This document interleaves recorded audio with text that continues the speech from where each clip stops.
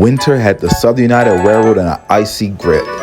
Snow that had fallen previously was now frozen like rocks. Larry had just brought his mixed train to the station when Lita puffed in with her morning passenger train.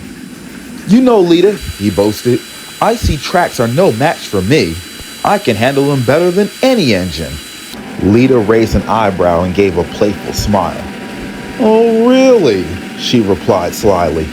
"I've heard of engines slipping all over the place." "Pah!" Larry retorted. "I'm built for this, Lita. You'll see." And with a huge huff of steam, Larry set off down his branch line with his mixed train.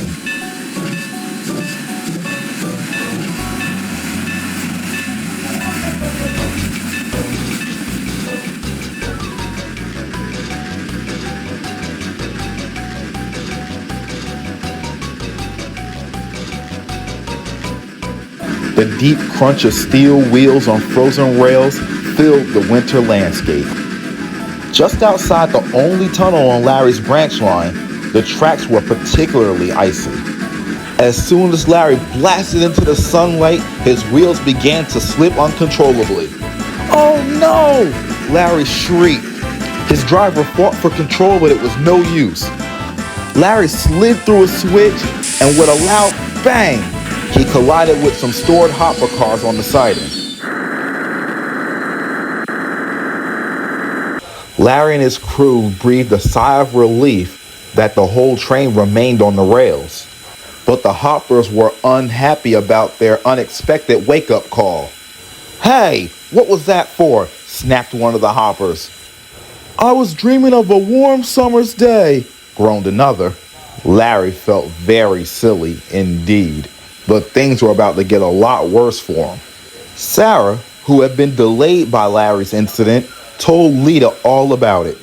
For the next few days, Lita reveled in teasing Larry. "Don't worry, Larry," chuckled Lita one day in the yard. "Those hoppers are wide awake. You don't have to worry about angering them if you slide into them." Larry wouldn't reply. He would just huff furiously. But the tides of fate have a funny way of turning. One particular day, the temperature had got above freezing, and the snow around the railroad began to melt a little bit. But that same night, and all through the next day, the temperature dropped like a rock, and anything that melted was now frozen solid again. That same morning, Lita was making her way along the line with a passenger train. She was thinking of more things to say to Larry when some ice on a curve had taken her unawares. "Whoa, whoa!" cried Lita in shock. Her driver quickly threw her into reverse and attempted to apply sand, but nothing happened because Lita's sandpipes were now clogged. Lita was now completely out of control. "Help! Help!" she cried. Lita blew right through a stop signal. Right ahead on her line was Chaz, who had came to an emergency stop due to a problem with the brakes on his passenger cars. Lita's crew dumped the air, putting the train into emergency, but their efforts would be futile. Lita smacked right into the back of the passenger train. Thankfully, the only damage done was to the rear platform of the observation car. The passengers on both trains weren't hurt, but were incredibly shaken. Chaz, concerned but unfazed, uncoupled from his train and went to investigate. "Are you all right?" he said to the slightly dazed Lita. I think so," she stuttered. By the time Chaz puffed off to be recoupled to his train, unfortunately for Lita, Larry arrived. "Looks like the ice didn't spare you either," he said. "I guess it doesn't," Lita said with a slight smile. I'm sorry I teased you, Larry.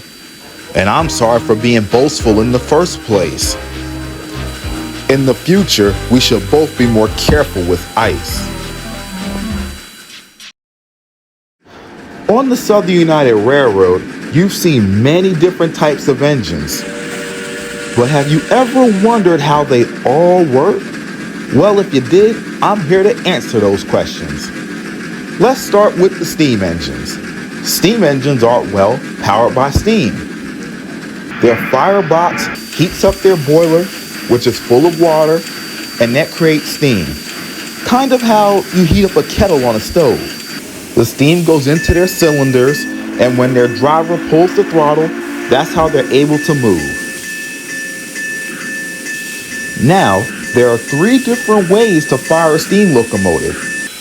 The most common one is coal-fired steam locomotives, but steam locomotives can also run on oil, like Christian, or they can be powered by wood, like the old engines that sometimes visit the Denville and Western, or they can even be fireless, like some of the other locomotives that work in industrial areas.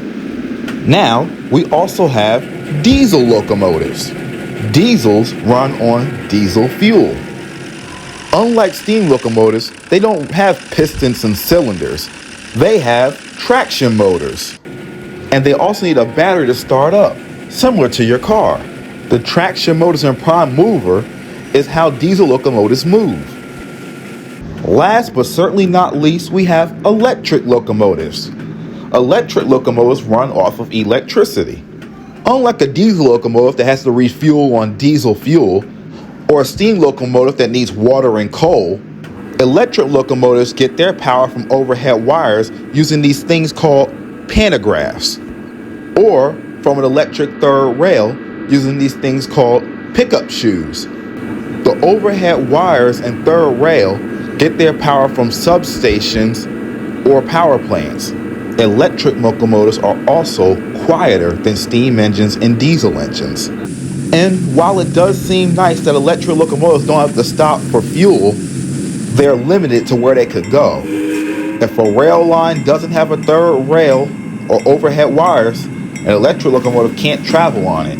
This means if a passenger train has to continue on beyond electric territory, the train must be handed over to a steam locomotive or a diesel locomotive. Well, that's it for today's rail lesson.